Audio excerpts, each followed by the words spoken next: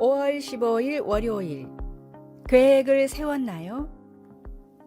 청년 케이드는 자신의 제1지망 대학의 장학금을 받고 진학할 수 있으리라 기대하고 있었습니다. 그는 고등학교 캠퍼스 사역에 참여했으며 새로운 환경인 대학에 가서도 비슷한 사역에 참여하길 바랐습니다. 그는 아르바이트로 돈을 모아왔고 새 일에서도 월등히 앞서 나갔습니다. 그가 세운 몇 가지 큰 목표들은 모든 것이 정확히 예정대로 진행되어 가고 있었습니다. 그런데 코로나는 이 모든 것을 바꾸어 놓았습니다. 학교에서는 케이든에게 첫 학기가 온라인으로 진행될 것 같다고 알려왔습니다. 캠퍼스 사역에 공백이 생겼습니다. 비즈니스가 문을 닫자 일자리에 대한 기대도 사라져 버렸습니다. 실망에 빠진 그에게 친구가 유명한 프로 권투 선수의 말을 넉살맞게 인용하며 말했습니다. 그래, 주먹으로 입을 얻어맞기 전까지는 누구에게나 계획이 있지. 잠언 16장은 우리의 모든 일을 하나님께 맡길 때 하나님이 우리의 계획을 견고하게 하시고 그분의 뜻대로 행하실 것이라고 말합니다. 그러나 진정한 헌신은 어려울 수 있습니다. 그것은 우리의 길을 혼자 꾸려나가겠다는 생각을 의도적으로 떨쳐버리고 하나님의 인도하심을 열린 마음으로 받아들여야 하기 때문입니다. 우리가 자신을 하나님께 내어드리면 앞에 놓인 길을 보지 못할 때에도 주님은 여전히 우리의 발걸음을 사랑으로 인도하고 계신다는 것을 확신할 수 있습니다. 말씀. 사람이 마음으로 자기의 길을 계획할지라도 그의 걸음을 인도하시는 이는 여호와시니라. 잠언 16장 9절. 찬송 384장 나의 갈 길 다 가도록. 기도. 하나님, 선하시고 신실하신 하나님이 제 발걸음을 확고히 해주실 것을 알고 실망 속에서도 하나님을 신뢰할 수 있도록 도와주소서. 아멘.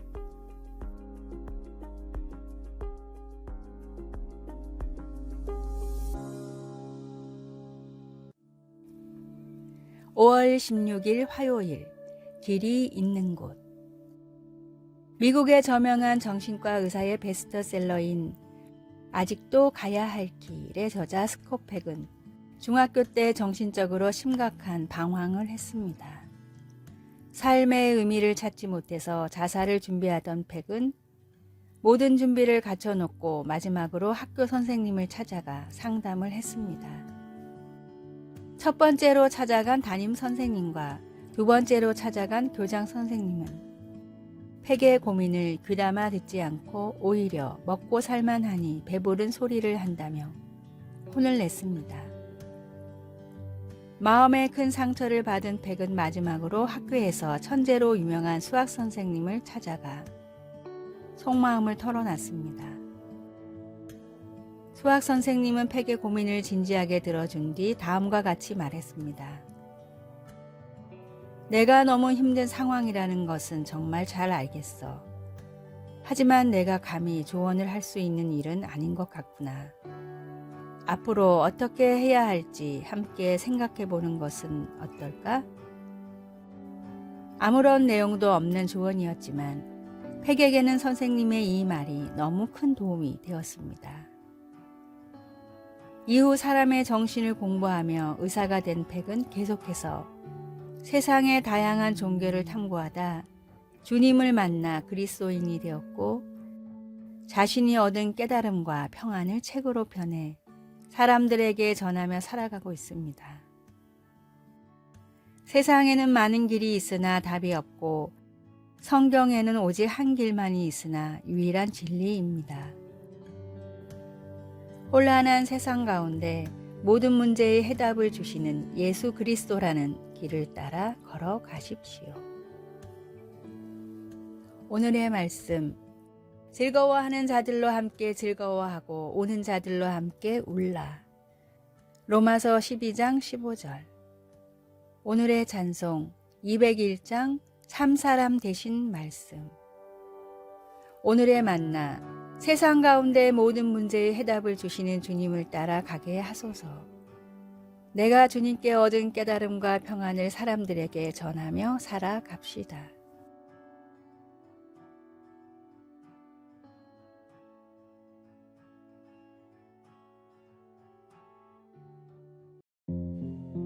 (5월 17일) 수요일.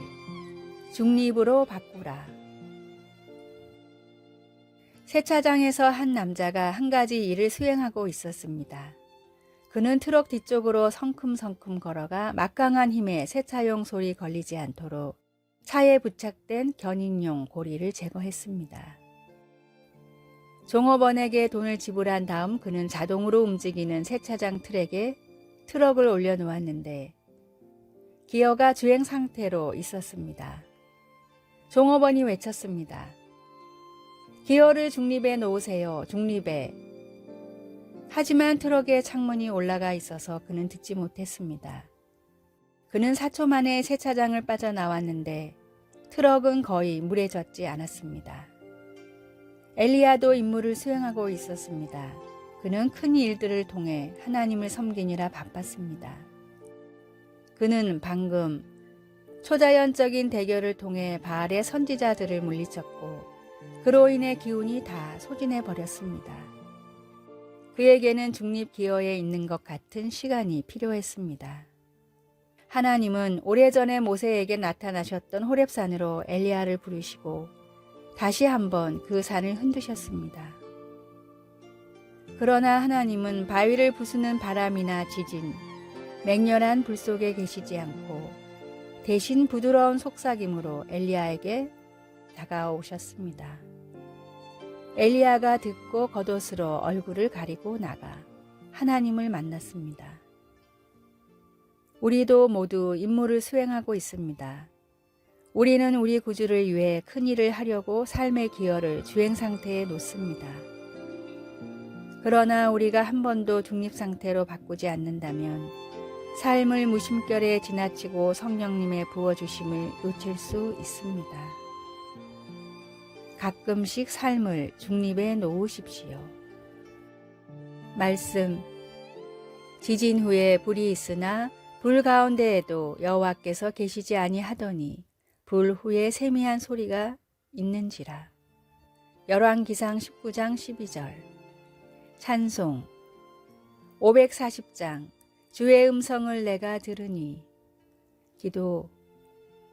하나님 아버지, 당신이 하나님이시기 때문에 저는 잠잠히 있을 수 있습니다. 아멘.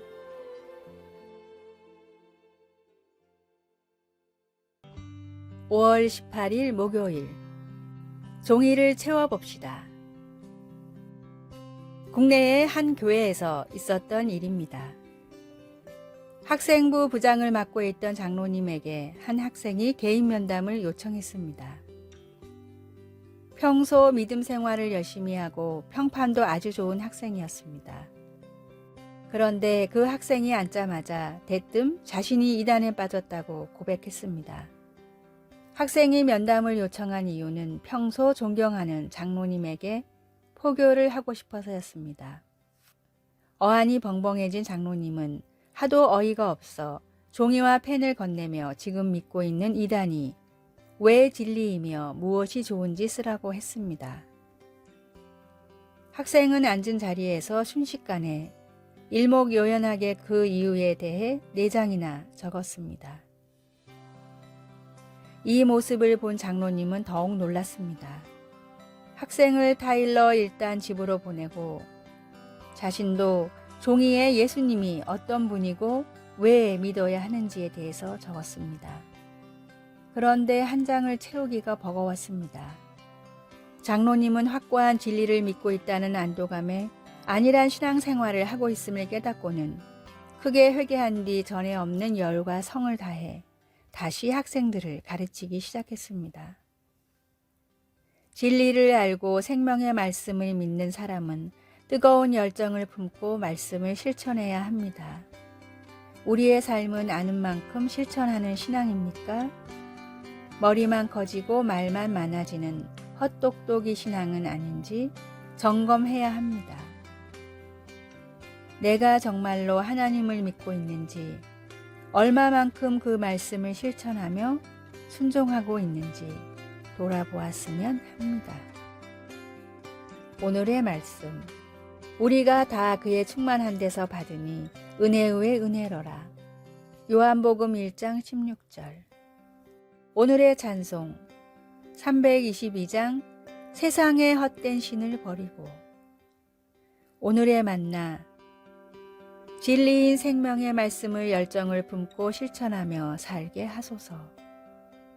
내가 정말로 하나님을 믿고 있는지, 그 말씀을 실천, 순종하는지 돌아봅시다.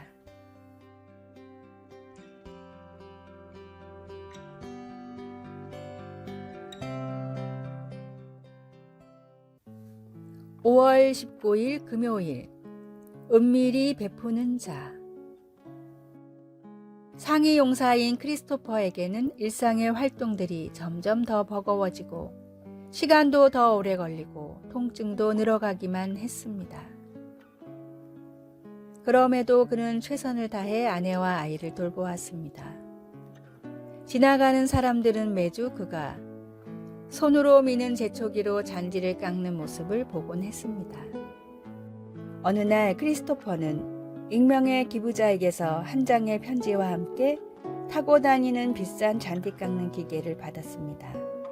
익명의 기부자는 어려움에 처한 사람을 남모르게 돕는 특권을 통해 보람을 느꼈습니다. 예수님은 우리가 주는 모든 것을 은밀히 해야 한다고 말씀하시지는 않지만 우리가 베풀 때 우리의 동기를 살펴보라고 상기시켜 주십니다.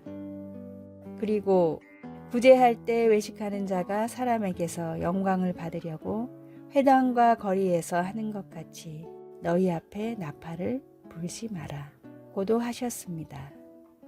하나님은 우리가 너그러운 기부자가 되기를 바라시면서도 사람에게서 칭찬이나 특별한 인정을 받으려고 선행을 베푸는 것을 피하라고 권고하십니다.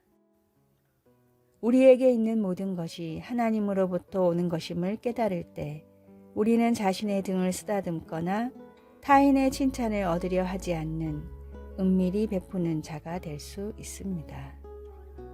모든 좋은 것을 다 주시는 전지하신 하나님은 그분의 백성들이 참된 선행을 베푸는 모습을 보시며 기뻐하십니다. 하나님의 인정을 받는 보상을 능가하는 것은 아무것도 없습니다. 말씀. 사람에게 보이려고 그들 앞에서 너희 의를 행하지 않도록 주의하라. 마태복음 6장 1절. 찬송. 221장 값비싼 향유를 주께 드린. 기도. 하나님께서 저에게 주신 것처럼 저도 이기심 없이 희생적으로 베풀 수 있게 해 주소서. 아멘.